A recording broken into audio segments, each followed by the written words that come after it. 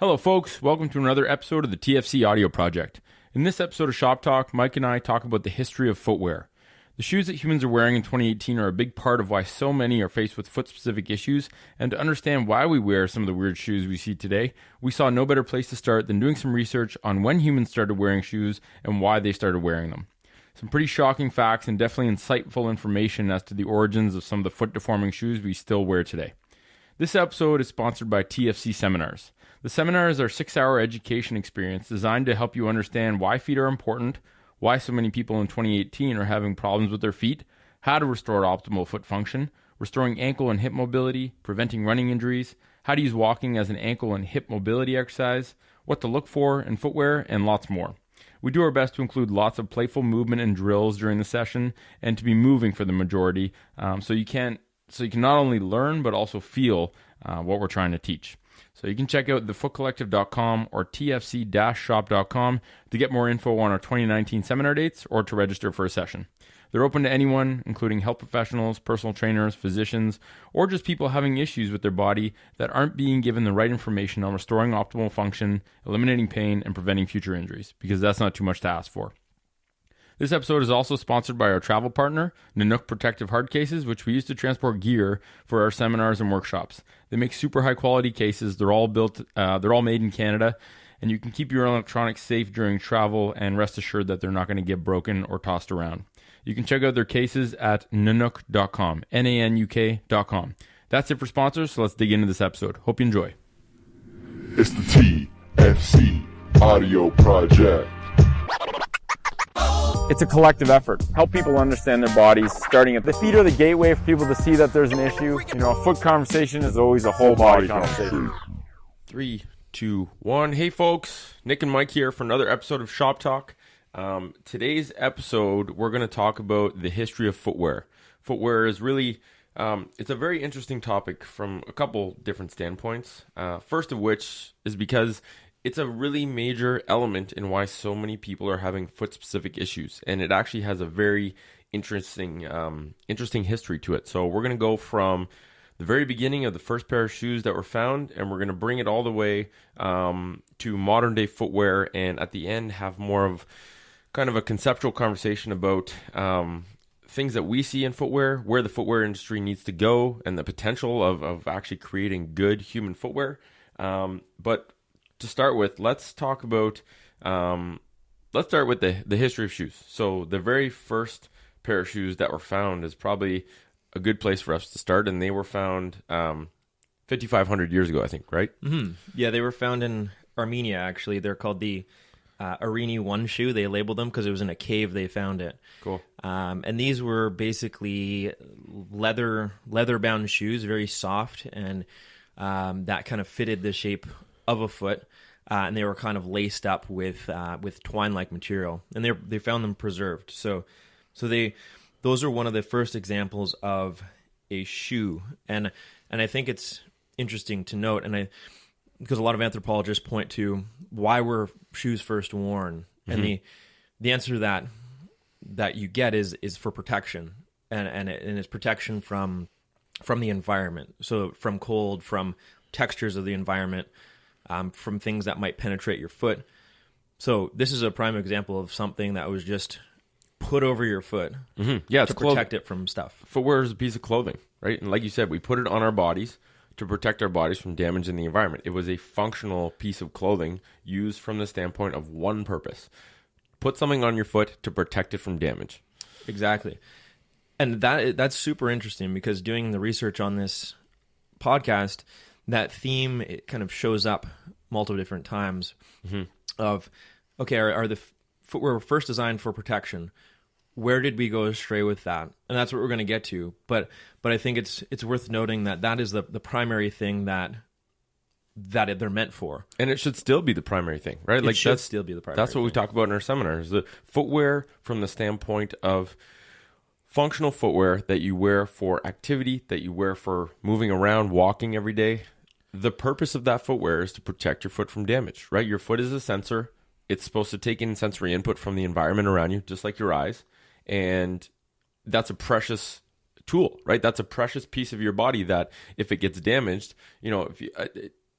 I've sliced my foot up pretty good. I remember one year we played some beach volleyball, sliced a huge gash in my foot, and it sucked because it's not like, oh, my foot got sliced up and there's stitches, so I'll just walk on my hands. It's like, it's disruptive. So it's in your best interest to protect that body part because it does a lot, right? You have to use them every day in order to be functional and move around. So, and I guess it also depends on where you are in the world too. So based on the environment that you're currently in. So I would say it's probably True. more important for people. Like cold was a big factor too. So I mean, walking around on ice all day with bare feet is a little crazy, and things like frostbite and stuff like that. So a lot of these northern places around the world use these shoes for simply protection from cold. And again, you could use the same logic and reasoning for other environments.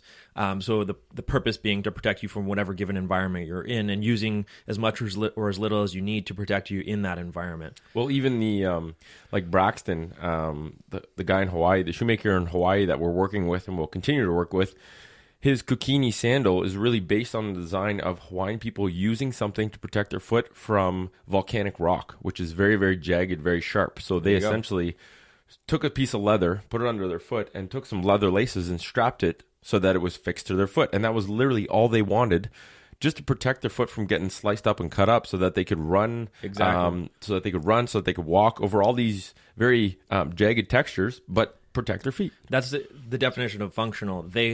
If you think about somebody walking around on jagged rocks, they're going to be treading very slowly, right? And it's like, now we put this thing on our foot, and it allows us to actually locomote and run and maneuver a lot quicker on the given environment, which is it serves a function. It's functional. So and it reduces your injury risk. Mm-hmm. That's another thing, right? That's like, that was the primary focus. And we'll kind of get into where footwear forked, because it seems to have diverged pretty in a very major way from functional footwear to footwear that was oriented towards fashion. And I think that line now is sometimes blurry for some people. But let's talk about where this started. So in the research, this same thing happened in multiple different societies and places around the world at similar times throughout history. So you said it. So the change, I think, happened where fashion got intertwined with footwear.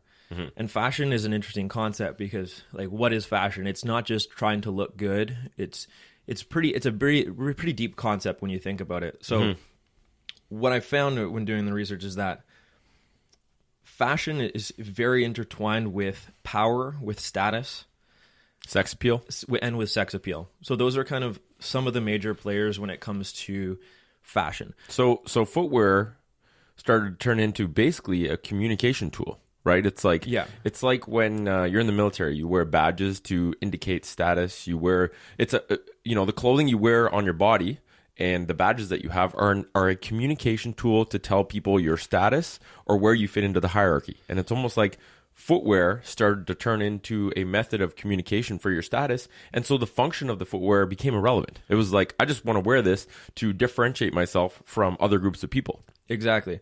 And this is where, from what I found, is that, like, even some examples, 3,000 years ago in Egypt. So that's where they found that narrow and pointy shoes were worn by women specifically. And this was to make the foot actually look more slender and actually become more slender specifically. And the reason being... Wow, so it was to actually change the shape of the foot. Change the shape of the foot and the change of the look of the foot when they were wearing the shoes.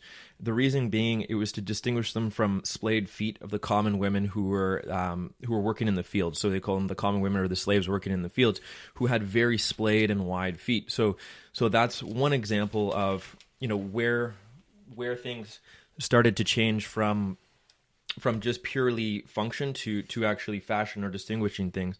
Romans saw footwear as a sign of power. So they looked at, based on the footwear you were wearing, it was a sign of where you were in society. So a lot of the slaves, and that's a very common theme through all of this, and we'll touch on that a little bit more deeply, but common theme is that powerful people started to wear these shoes and footwear that strayed far away from their initial purpose, which was the protection. And the poor people, the slaves, the people who were not of high rank in society happened to, first of all, in a lot of cases, they weren't even allowed to wear the shoes that the other people would wear to. were wearing, but they were wearing shoes for the purpose of protection still throughout history. That's hilarious. It's very weird. Because when you're working in a field or you're moving stuff around or carrying shit, like you can't wear this status footwear. You can't deform your foot and make it narrower because you literally cannot move around. And that was another thing I kind of came across is like in the Victorian era, when people wore shoes that were pointed and elevated, they couldn't walk normally. I saw one thing that literally said some women in the Victorian era would wear shoes that were so high and so pointed that they had to have two peasants and people around them to help them walk. Well, yeah, and that's interesting. That's an example of a high heel, which maybe we can talk about next. But I think you're talking about the Chopin shoe. Yeah, yeah. It's an exaggerated platform, and they vary from 6 inches to up to 30 inches in height. Yeah, that's so crazy. So, they're stilts, basically. So at one point, there was a law trying to put a limit on how high you could wear these Chopins, and the people just didn't abide by those laws, and they got higher and higher and higher. So they were on these 30-inch platforms, just trying to kind of make their way around as best they could without falling over. And one of those aspects, it talked about how women would wear these Chopins as like a same thing as a status symbol, right? Like if you were a woman and you towered over everyone else, it was like you were like royalty, or you were higher in the hierarchy, and you looked down on everyone else physically, but also that symbolized like that it just reinforced that hierarchy. And it was this thing where I find it so funny. It's like you diverge to wearing things that are completely non-functional, so that if there was like a storm, the people that get eaten up by the storm are the people that can't move. Yeah. And so it's just, in the back of my brain, I never want to wear stuff on my feet that I can't like blast into a run if I had to. No, exactly. Right? And this is like it's like a beautiful demonstration. And if anyone wants to know what a Chopin looks like, look it up on Google. It is shocking, some of these shoes that they wear. Weren't they worn for a certain period of time to actually protect their dresses and stuff like that too? I think that was linked to it. So linked to another part of fashion. But I think that's it. Let's talk about high heels, because those are a prime example of like, not necessarily high heels, but like the biggest platform imaginable. Yeah. And like you said, high heels, they've been present throughout time. And some of the earliest they've found showed up as early as the 10th century. But really, they've kind of...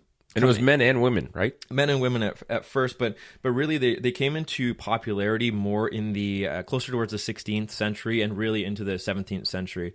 That's not that long ago. It really isn't that long ago, and they came about through royalty. So royalty tended to wear them to look taller, like you had mentioned. So tall is linked to power. Yeah. Now they've found examples in of tribal societies far further back in history that actually the chief of the tribe would wear these like stilt things on their feet. And it was only the chief of the tribe that was allowed to wear these stilts, and everybody else in the tribe were not allowed to wear these stilts. Wow. And again, the purposes of that was just to distinguish them as being the most powerful and the highest status in that tribe.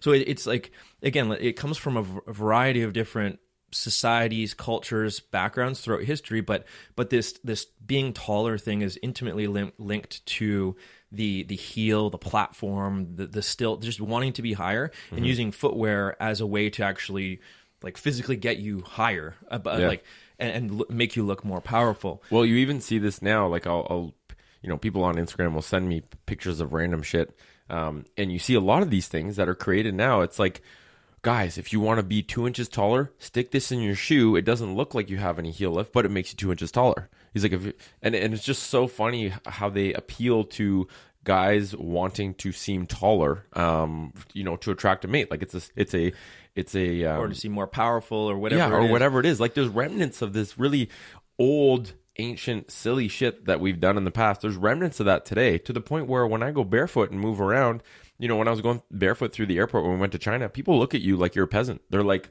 ew, that's gross. Can that person afford shoes? Like no, exactly. They don't realize that I'm just not wearing shoes because I don't like wearing shoes. I like my feet to work properly. Oh, exactly. So, I mean, with high heels, they became popularized in that 16th century. Queen Mary of England was one of the most notable wearers of these high heels. Catherine de Medici, Queen of France. So they're both notable people who actually really popularized these types of things, and they were looked up to. They were like the status symbols of society. So really, that's where that really kind of started the blast of popularity through that 17th century, and it went crazy. And like we were talking about before, so it was men and women who were wearing heels for purposes of again, fashion linked to this wanting to look more powerful, to being of higher status in society. But it's interesting because if you look even at England, they actually had this rule, legislative rules to distinguish like what are people allowed to wear. And what I found was that 1/2 inch was for commoners. Okay, so that was all you're allowed to wear. 1 inch for the bourgeois, 1.5 inch for the knights, 2 inches for the nobles, and 2.5 inches for the princes. And there was actually laws passed. Now, if you were a peasant, you were actually not allowed to wear heels. So there was laws passed that prevented you from wearing this, and based on the class you were at in society. So that was a structured hierarchy based on your shoes. Structured hierarchy, and there's examples of this in other societies too. That again, back to the chiefs and other sources I found is that higher class you're allowed to wear them, lower class you aren't even allowed to wear them. There's laws, and there's actually penalties that were in place preventing you from wearing high heel shoes. Wow. Or certain types of shoes, but oftentimes it was the high heel shoes. Wow, that's so interesting. Okay, so that was kind of the history of heels, and as we know, I mean, they're still very pervasive today, and I think very few people know the true consequences in terms of what it does to your physiology, what it does to your foot even. Although a lot of times these people see it. They look down, they got these mangled feet that start to look like pointed shoes, and they don't seem to make the connection of my shoes are actually what's causing my problem. Yeah, and when you look back in history, a lot of these shoes that were actually very compressive in nature were like the goal of those people was to actually change the shape of the shoe, like we had mentioned. Wow. So the same concepts apply today. It's like if your shoe is physically compressing your foot, that's a big reason why your foot gets adapted and shaped that way over time. And again, it's really related to the intertwining of fashion through this all. Well, people are now getting surgery on their feet to literally make their feet fit better into shoes that aren't shaped like human feet, right? Yeah. Like this whole Cinderella surgery where you get a bunionectomy, you literally shave off part of your first big toe joint in order to let your feet fit into heels. This is so crazy.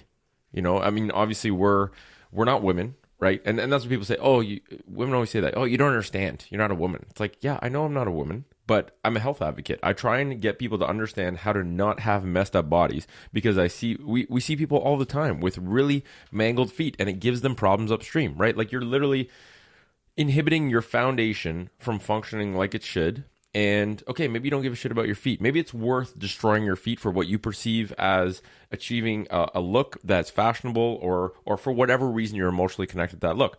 But you need to understand that your knees and your hips and your back and your entire body is going to be affected if the foundation of your body cannot work like it's supposed to. Mm-hmm. And so all we want is for people to understand this cascading effect that not caring about what your feet are doing and letting them get destroyed for the sake of fashion or for the sake of whatever it is by wearing this footwear does have further reaching effects on how you age, right? Like we just have to make the connection for people because I think if they're given good information, they make better choices.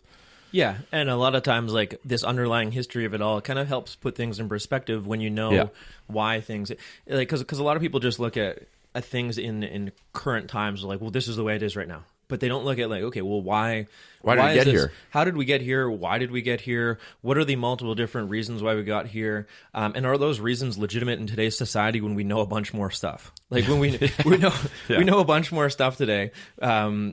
So are these reasons that people thousands of years ago wore these things to distinguish themselves from like lower class people in society? Are these relevant? Reasons still relevant? And are they still subconsciously shaping our reasons for wearing them in this like weird, deeply like passed on cultural kind of phenomenon that's happened?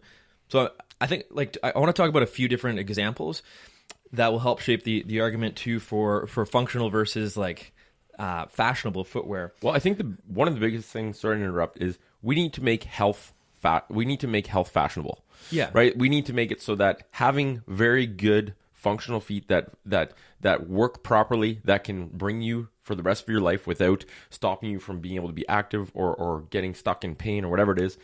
We need to make that fashionable, right? So that when we look at these weird heels, it's like smoking. Smoking used to be cool. Everyone used to do it, and no one really thought much of it. Now we know that smoking destroys your body and it creates things like cancer. Like it is not up for discussion. Like we know for a fact smoking is terrible for your body, and unless you don't give a shit about your health, you're going to try and not smoke. We need to bring fashion footwear into the realm of smoking, where everyone does it now, but when people understand the consequences, you look at people wearing heels and you're like, ooh, I don't know if that person knows what's up with those shoes. You know, we got to bring health.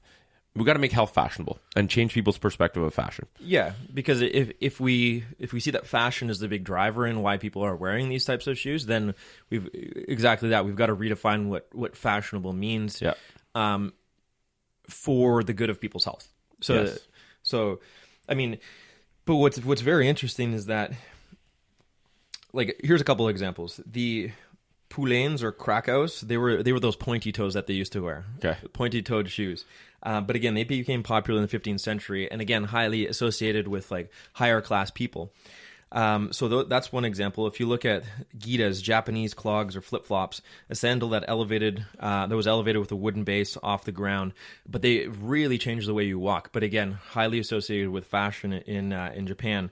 Now, there's a couple more examples of these, but when you look at other examples, so the Openac, they were peasant shoes traditionally worn in Eastern Europe, leather woven again, so that's a common theme, very soft, moldable, adaptable to the foot, but again, worn by peasants. So it's almost like wood is an indicator of non-functional fashion, and leather, supple, thin, allows sensory input, is an indicator of functional, like peasantry footwear, but functional. Exactly. Like Bast shoes, again, these were worn in Russia, Eastern Europe, but they were woven out of like tree fibers in like a basket almost, but very like a soft tree fiber that was made. But they were designed specifically to fit your shoes. But again, they were worn by the poor, the peasants, and the slaves. So it's very interesting that the poor, the peasants, and the slaves wore these like quote unquote better shoes that allowed their feet to do better stuff because they happen to be the people that were working all day again. And they had to walk. Yeah. You know? And I just, one more to note because it's a funny name, Pampooties. Where's that from? From Ireland, but the same thing. It's a single piece of rawhide leather wrapped around the foot and stitched together, and it was traditionally worn by more workers and things like that. Yes, Ireland. I got to find me some Pampooties. Yeah, exactly. But again, that theme is just kind of throughout, and it's very interesting. The poor people were the better footwear for their health, and the wealthier, the higher class wore these non-functional, to the point of like extreme in many cases. Yeah, so I get that's been going on for thousands of years, which is crazy. It's just really crazy because if you fast forward to today, it's like, well, there's these shoes that will cost you, like designer shoes, probably the most extreme cases of that, but these are the ones that cost you thousands, tens of thousands of dollars. Like a pair of Prada heels that cost you like $5,000, yeah, and you're literally paying to destroy your feet and not be able to move like a human. Yeah, so it's like, why are you wearing those? And again, it's probably linked back to the status thing. It's like, hey, I'm wearing, and it is. It's like, still in the back of the mind. It's not hard to see that. You ask somebody who wears those, like, why? And it's purely status. It's like, because these are these. It's because they cost this amount. Because people know when I wear these that they're this amount of money. Exactly. They're made by this company, which is like known as this high class company, fashionable company, and because models wear these who are of highest fashion sense. So it's like, to this day, the same reasons why people wear them are the same reasons why people thousands of years ago wore them. And it's just like, yeah, it's just very, very deeply ingrained. So I always love that you watch fashion shows, or you see clips of fashion shows sometimes, and the odd time you'll get a girl that just starts to get stanky leg on the runway. It just gets the wobbles. And you're like, oh no, and it looks like she's gonna snap her ankle in half. And it's like, these girls have literally practiced and mastered the art of walking in these extremely weird pieces of footwear, because it's this weird societal perception of like, ooh, that looks good, or ooh, that's fashion. It's like, it's so weird. It really is weird when you take a step back and you look at just humans in general. We're these very weird creatures that, no other animal wears shoes. I think that's worth noting. It's like, We're the only animals that do it, and we do it in this very weird way where it's like, I mean, it's easy to understand. I think talking about the history of footwear is very important because, like you said, it lets us understand how we got to where we are, how we got to this point where some of the footwear we wear just really, from a health perspective especially, doesn't make sense. And why don't we get into like more modern footwear now? Because I think the fashion side of things has weaseled its way into modern footwear to where the distinguishment between like functional footwear and fashion footwear is really not that clear. And some of the fashion features are working their way into quote unquote supposedly functional athletic footwear. And this is where the big problem is nowadays, because people think they're buying a good shoe and they don't realize that that's really has a lot of features that damaging fashion footwear kind of has traditionally had, right? Like the point of the tapered toe box or the heel lift. Like they might be in there for different reasons, but they're still in there. And I think this is where a lot of people are coming into problems. So yeah, I mean, that's exactly it. Is like these concepts have made their way into all footwear these days. Yeah. And now you're starting to see the shift a little bit. But if you look at the history of athletic footwear, 1895 is one example. So the first shoes made specifically for running. They were made by J.W. Foster's and Sons, and I believe they turned into Reebok. So J.W. Foster's and Sons, they made these shoes that had more grip and traction on the bottom for running. So again, that's a pretty good reason for having, I would say, so if you're trying to run, and they were probably very functional, right? Yeah. So it's like, hey, I want to get more traction because I'm a runner, and they made these specifically for runners, and they got popular to the point where they got the first contract for the Olympic team in Britain in 1924. So the entire British team was wearing these J.W. Foster's and Sons more tractioned, spiked footwear, and they did very well in the Olympics. So that's kind of like, okay, so there's a good reason for it. Another example... And you said 1892, the USA Rubber Shoe Company started making something similar, and I think they got conglomerated into a company called Keds, which I think everyone has probably heard of. But so it's interesting that 1895, 1892, around the same time, they started coming out with a similar kind of concept of put rubber on the bottom of your foot to give you more traction, or spikes, or whatever it is. But I'm sure those shoes were very functional. You could twist, bend, move them. They were just like an exoskeleton to enhance performance by giving traction. Yeah, and it was like an example of like different materials. Like, okay, rubber's now being made, being used for the soles. So that's kind of these rubber companies all got in on the game. There's a Converse rubber shoe company in 1921. They actually started. So I think maybe this is where it started to change. Is these. In the early 1900s, Converse hired basketball player Chuck Taylor to help sell these Converse All-Stars and promoted them as specifically a basketball shoe. So they said these shoes are really good for basketball. Chuck Taylor wears them. He endorses them. They go up your ankle and they support your ankle, which is really good for basketball and preventing injuries and better for performance and things like that. Yeah. So that's where they started getting these athletes saying, like, can you help us endorse this? This is good for athletics, and maybe this is kind of what started to spark things. And then, at a similar time there was Adolf Dassler in Germany who created Adidas, but established them as like the leading athletic shoe manufacturer to the point where in 1936 they kind of exploded, and many different Olympic teams were wearing them at that point, and they were selling over 200,000 pairs a year before World War II even as like athletic shoes. So I mean, but athletic shoes back then still pretty, even if you look at all those examples, like, well, even Chuck's, like Chuck Taylor's, I know you've worn Chuck Taylor's. I used to love them, but then I realized they're just like, they're way too narrow. Yeah. And I realized this before we even got on foot health, the whole foot health side of things, because, well, I worked at a shoe store, and I would always say, like, okay, listen, you got to buy like 2 sizes bigger in this. It's just what you got to do because they're just so narrow. So you need to go to like clown size shoes to fit your foot in there. And I think that was a good first step, where it was like obviously the rubber could be a lot thinner. I think Chucks are like one of the most iconic shoes, and that really has so much potential. You could make a functional Chuck, and that would be all I wear, right? A thin rubber sole and some canvas wrapping your foot. And I think it was just like, that was a pretty good first step in athletic footwear, right? There's obviously things that could have been done better, but I think that really we got to get back to where the initial incentive was with something like a Chuck Taylor, and that was like 1921. That was a good while ago, right? That's almost like 100 years ago.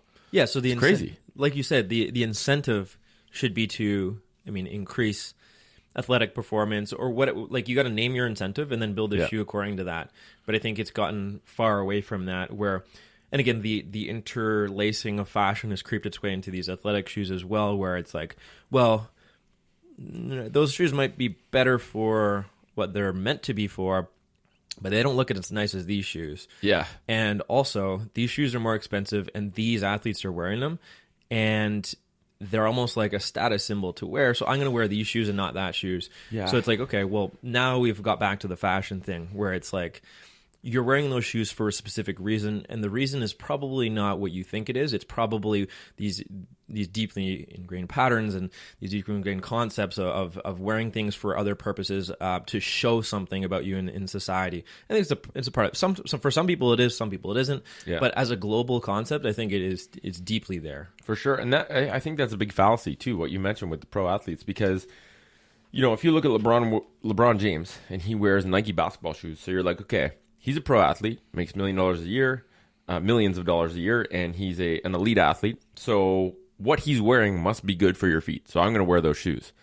All it takes is one quick look at what LeBron's mangled feet look like, and you see the consequences of wearing shoes that are not designed for human feet, especially if you got big feet, right? LeBron basketball, like look at Shaq's feet. I did a post about Shaq's feet and it blew up because it's so crazy what has happened to his foot over time from wearing shoes that, and these guys have huge contracts with Nike. You would think that Nike would make a shoe tailored to their foot that wouldn't destroy and compress their foot. Mm-hmm. Just strictly from a performance standpoint. It's like, who gives a shit what they look like? I want to perform well, right? Like I don't think people make helmets for fashion reasons. You make it functionally to protect your skull from skull fractures when you smash someone in a football game, right? Like we need to look at footwear very differently. And I think that's another thing. This myth of, I need a shoe for every purpose. It's like, I need a shoe for basketball. I need a shoe for running. I need a shoe for this and that. It's like, people always ask me, what's a good basketball shoe? It's like, well, a good basketball shoe is just like any other shoe. It's a piece of footwear used to protect your foot. Yeah. Right? And this whole myth of, I need a high top shoe to stop my ankle from spraining is so whack. It's like, where are people, your hips and your ankles are plenty capable of stopping themselves from rolling and blowing out the joints. A shoe is not going to protect you from doing that. No. So I think we really need to kind of reel in and kind of clear the air on footwear. You don't need a shoe for every purpose, right? Your walking shoe, your running shoe have the potential of all being, you can use one shoe for everything, right? Like maybe you need to use cleats if you're playing football or something like that, but we need to get away from the concept of, I need a shoe for every individual activity that I do. And your shoe shouldn't change. Like a lot of shoes are actually decreasing your performance, even to the point of like just normal gait. And we've seen this throughout history too, where, like you say, those people were being carried around by peasants because they actually couldn't walk normally. But if I read a good article by Dr. Rossi, and yes, William Rossi. He was saying that, like, he was making the argument, is natural gait, and you define what natural is, just ideal gait that you'd see in humans who have ideal biomechanics, and specifically who haven't been affected by footwear over time, like tribal societies, etc. Yeah. But is natural gait impossible with shoes, or with shoes that we currently have? Yeah. And he made the argument, like, the fit, that's one thing, the weight of them, the heel that's in them, the flexibility issues, the decreased sensation that the thickness has on the sole, the concavity and the direction of the last where it points your foot in a direction that's not natural, and the toe spring. These are all things that show up in most shoes, and all of these things combine to make just walking very, very difficult to do naturally, right? Yeah, they're all obstacles to optimal gait. Yeah. So that's a lot of obstacles. Which is weird, right? And so I think thinking back to what is actually good for functionality, performance, and just being like healthy, we need to rethink all of this, and we need to know how we got here, why we got here, and we need to have more options.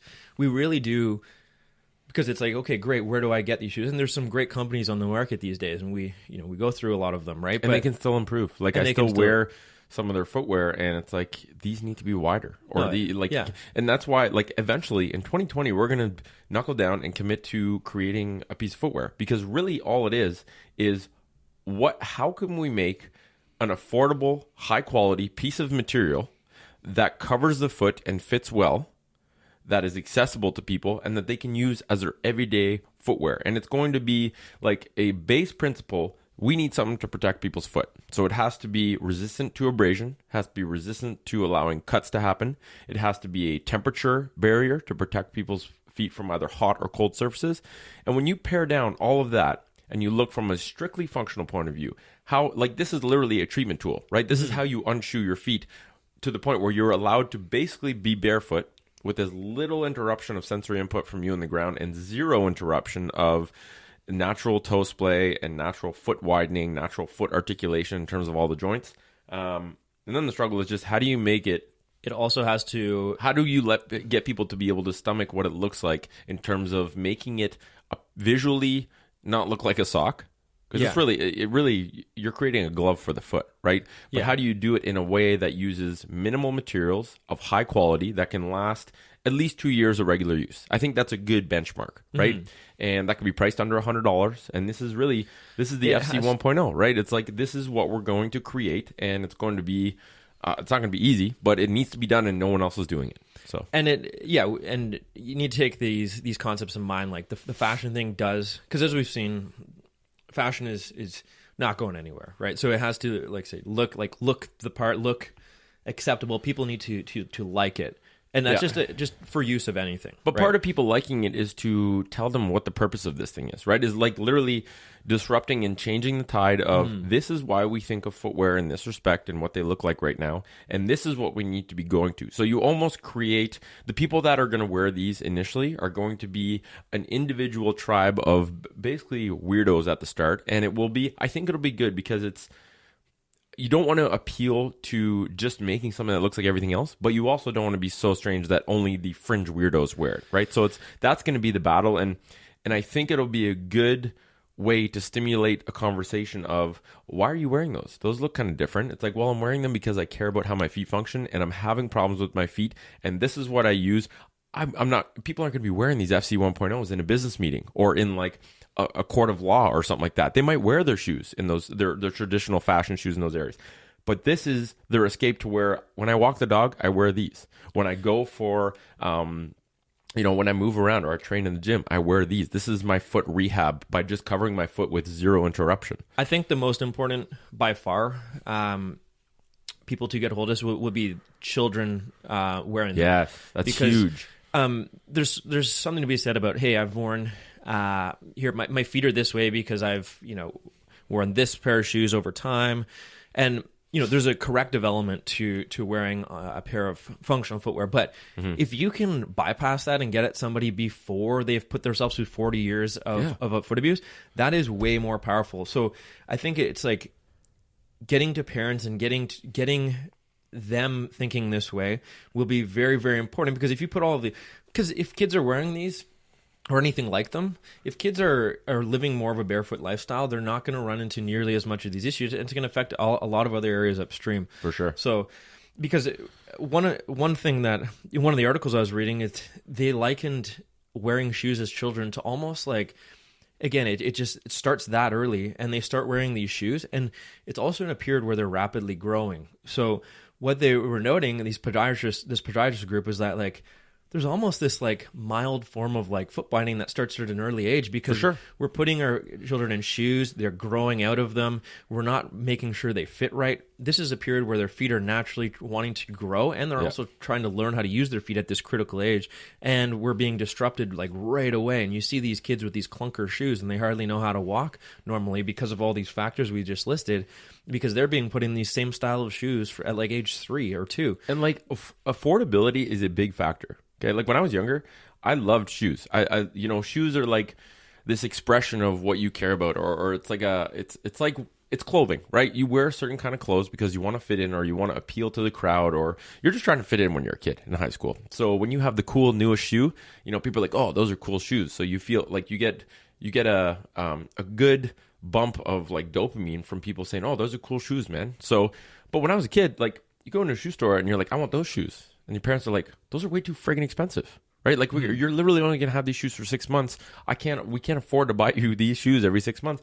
So from a kid's point of view, you're right. Number one, it's hard to fit shoes for kids because how do you know when they're too small? They're too small when literally the kid starts to complain that the foot is being jammed up so hardcore, right? You're not there measuring their foot every week and being like, okay, now these shoes are officially too small. And the amount of shoes you have to buy for growing feet, that sucks on the wallet. So, one thing with the FC 1.0 is we're going to make it so that we're going to rethink how shoes are sized. So it's not like 5, 6, 7, 8, 9, 10. There is whether it's even numbers or whether it's letters or whatever it is, but one piece of footwear will have built-in expansion patches so that the piece of footwear will expand as the foot grows to a certain limit threshold. And I almost want it to be so that, obviously there's a lot of thought to go into this, but if expansion zones had like this color thing where if it expanded to a certain level, a color shows, parent can be like, I see that orange stripe on your shoe. That's too small for you now. And then, so we're going to mail in these FC 1.0s to the company that makes them, and they're going to give us 50% off a new pair. That's a new size for you. And those materials can be recycled. Like, this is obviously perfect world. I don't know if all this is realistic, but these are, like, why that can happen. That can happen with enough. And I think it brings a good point up, even with footwear, on the concept of the FC 1.0 is, right now, the big footwear companies have this big toss-up where it's like, okay, I'm Reebok. I have to choose either an allegiance to my investors or I have to choose an allegiance to my customers. Why don't you make the customers the investors, right? So that people don't invest in shares of a company. They invest in a company by purchasing the product, and that's who the allegiance is to. It's as a company owner, I want to make something that's good for both investors and customers because that's the same person. So I think it's very powerful. But you're right. Like, kids' footwear needs to be better. There aren't any good alternatives. If you take, a size 10 foot and you take a size 5 foot, the same heel lift essentially is significantly creates a bigger ramp with a kid's foot, right? The shorter the foot is, that same ramp height makes you angled way more forward. So many kids are walking around on these steep ramps, contributing to quad dominance, contributing to, like you said, if a shoe's rigid, kids literally don't even know how to, they're supposed to be developing kind of this pattern of recognizing their feet and using their feet, and at that same time, they're being put in footwear that completely disrupts that. So it is huge. We are disrupting their motor development. Yeah, we're handicapping their movement and growth. Yeah, it's crazy. By what we put on realizing their feet. So why don't we talk about back to kind of the history of footwear? So we talked about 1936. That's a badass name, Adolf Dassler, Adidas. Like that was a good choice of name. But let's go to 1970s because this is when the running boom started, and this is when some major developments in footwear came out, particularly through Bill Bowerman, Phil Knight, when innovations with good intentions started to result in unintended consequences and have brought us to this extreme today where literally people are walking around on huge air bubbles that they think are good for their feet, but are actually doing a massive disservice. And actually, I truly think that they're injuring a lot of runners, right? Based on how that modifies how people run. So 1972 was the introduction basically of a heel cushion shoe, right? Which is 1972 till now. That's not very long ago. That's less than 50 years. Well, and even if you're thinking about like what we just talked about before that, like the early 1900s, that's also just around the corner, just over 100 years too. That's a spec, right? What's Homo erectus? 1.8 million, I think, years? I'm not sure about that. Yeah. But yeah. Sorry, I shouldn't ask that question. I researched that because I wanted to make sure I had the right number. 1.8 million years. 40,000 years potentially is the oldest footwear based on when archaeologists can see our little toes starting to shrink. So they assume that that's related to when we were starting to put bags around our feet. So the smaller toes started to shrink. And then even 40,000 years in the grand scheme of Homo erectus, 1.8 million, that's 2% of our existence. We've been potentially wearing footwear. And up until about whatever it was 500 years ago was always functional footwear. And then it started to diverge in terms of fashion. So we haven't been wearing shoes for that long. The shoes that we wore for most of the time was functional footwear to protect the foot.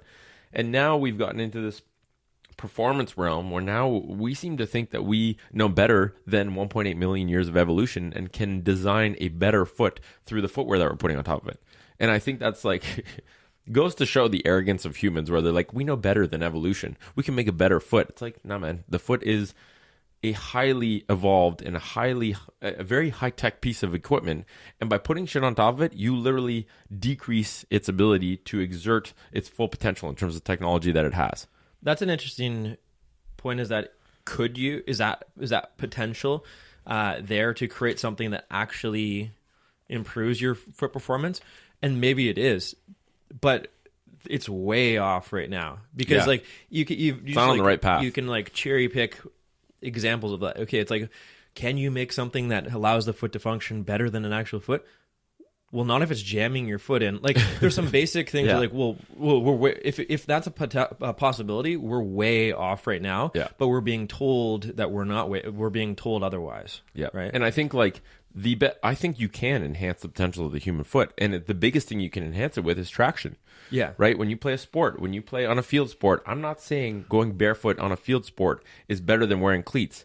All I'm saying is the cleats we're making right now are terrible, and they're detracting from the performance, especially at the elite level. So let's just make a better way of putting some sort of covering. Like, we have insane material science now. We have materials that, I'm sure materials out there that you could cover your foot with and you can walk up walls like a gecko, right? Like, we know how to make high-tech materials. Why don't we take this material science industry and apply it to making an exoskeleton for the foot that gives zero functional inhibition, but gives you a variety of options in terms of covering your foot with things to protect them from sharp things, protect them from temperatures. All these things give you traction, give you grip. Because if traction is what we want, then why are the other factors that are negative built into the shoe? It doesn't make sense. Yeah, like getting traction should never come at the expense of foot function. No, it's you're getting a 1 point positive and also bringing with it a 10-point negative. Like, it just doesn't make sense. So 72, Bill Bowerman, Phil Knight tried to come out with a solution. The running boom happened in the 1970s. So everyone started running. They saw running as like jogging. It started with jogging, and then they started running, and everyone was like, okay, if you want to be fit, you got to run. And it was like this. I think it really was a primal connection with this endorphin bump that you get because we're designed to run. We're adapted to run. We've run for a lot of our existence, and it was, you ran to hunt. And so the body has these reward systems to say, you're doing something good when you run because this might result in you getting food and continuing to survive. So we're going to give you these reward chemicals. And everyone got that and was like, oh, this is amazing. And then everyone started to break down, right? Because I think it was probably mostly because we didn't have the hardware requirements at the ankle and the hip to be able to exhibit optimal running form. We didn't have the strength and the stability to actually run like humans are supposed to run. So Phil Knight and Bowerman say, okay, everyone's breaking down, everyone's running, this is a good thing. Let's make shoes that buffer the impacts of each step. So they put cushioning in the heel, which, that's a well-intentioned solution to a problem that they saw. Mm-hmm. The problem is there was unintended consequences of putting cushioning on top of the foot. One of which is you remove a lot of the sensory input coming into the foot. Second of which, and I think this is the most harmful one, is now you allow humans to run in ways that we were never adapted to run. You let them smash their heel into the ground first, every single step they take, and they don't have that pain anymore because they got a little air bubble or a bit of cushioning at the heel. And there's also no natural governor to tell you how much or how little you should be running at this current moment in time. Yeah. Because you could go extreme with that and put it all in the air. All the air bubbles you want, but it's like, how much is this person's physical structure supposed to be running right now based on their all these other things, like their mobility, their strength. So you don't have that anymore, which is also causing further injuries upstream.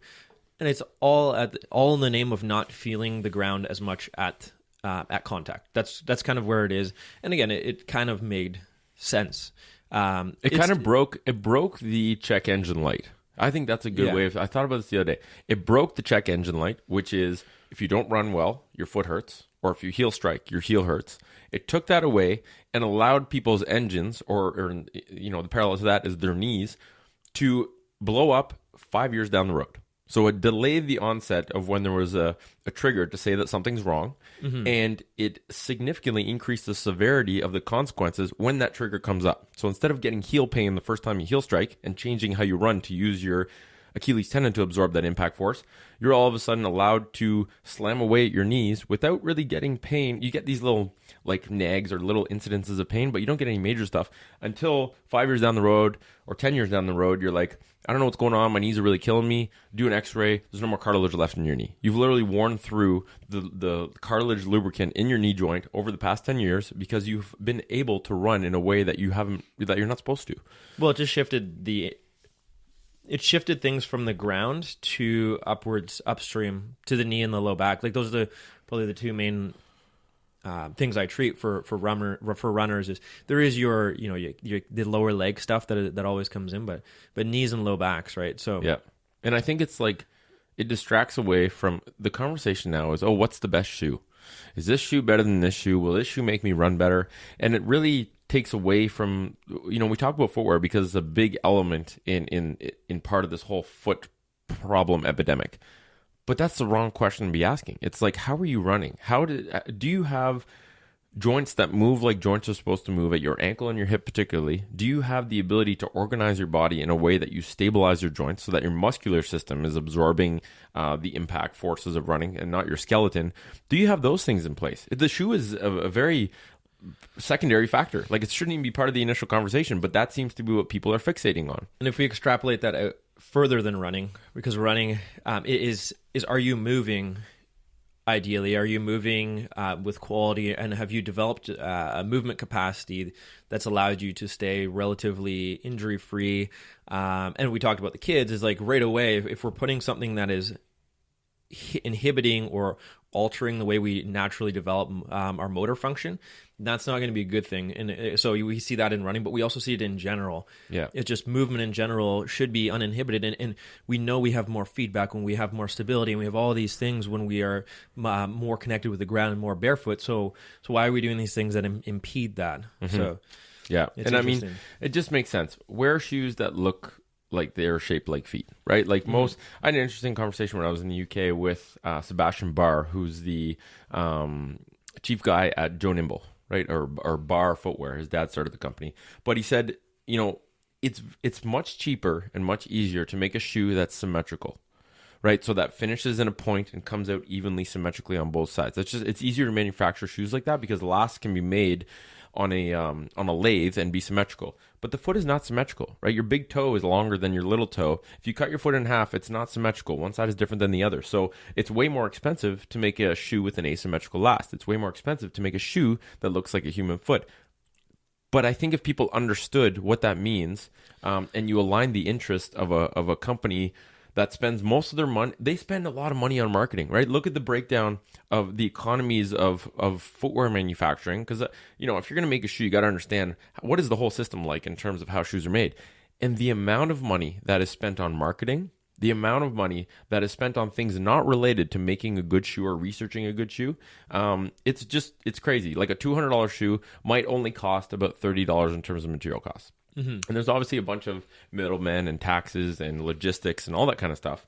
So it doesn't mean the company's pocketing that other 170. But if you take out a lot of the inefficiencies and the friction in the world of footwear and you simplify shoes to just protect your foot, there is so much potential to spend, for example, $50 on a shoe instead of $30 and only charge $100 for that shoe instead of $200. Like, you just got to align interests and look at it objectively and be like, okay, all this stuff's bullshit. We don't need that stuff. We're going to go directly to the people that want to purchase this footwear, and we're going to just give people value and make it very transparent so that no one's making a ton of money off these shoes. You're just accumulating people that want a better product and showing them where all the money's going and creating something that everyone can use and that is good for people's feet. Mm-hmm. And I think that's the end mission. 2020 FC 1.0, we're going to design a shoe. We're going to crowdfund the entire process of, saying, here's a budget for a 5 or 6 person team that is going to basically be obsessed for 15 months and basically, for lack of a better term, lock themselves in a house and not come out until they've designed a piece of footwear and in a method for creating it and manufacturing it and getting it to people. And I think it's an interesting challenge. It's definitely a hard one, but yeah. Anyway, I think that's probably a good way to kind of wrap things up. So hopefully that gives you guys a good picture of the history of footwear. And let's everyone realize how we got to where we are now, to the point where we're wearing shoes that literally are causing us pain and causing our feet to break down, and people seem to think it's worth it. And we just want people to understand where this came from, to acknowledge why they're wearing the shoes they're wearing, right? Maybe you are wearing it as a status symbol, but you need to, that's fine, but just know why you're wearing it, right? I think that's the biggest message that we're trying to get out is know why you're wearing the shoe, know the consequences of wearing this type of shoe, and understand the fundamentals of how you can unshoe your feet. If you do choose to wear that footwear, make sure you're doing other stuff in the background to offset those effects and make sure that when you're 70, you don't have feet that look like they just went through a shredder and can't even let you walk around or do the activities you want to do. That's and just the biggest know, thing. just know that there's multiple reasons why shoes are the way they are today, and it's not necessarily because they're the best for you. Yeah. So it's all of the other things that we try to paint a picture of in today's podcast that shaped the way shoes are currently made, developed, and sought after. So. Yep, you got it. All right, thanks for listening, guys. Stay tuned for the FC 1.0 in 2020. We'll kind of be giving updates as we build up to that. Thanks for joining us, and we'll talk to you guys next week.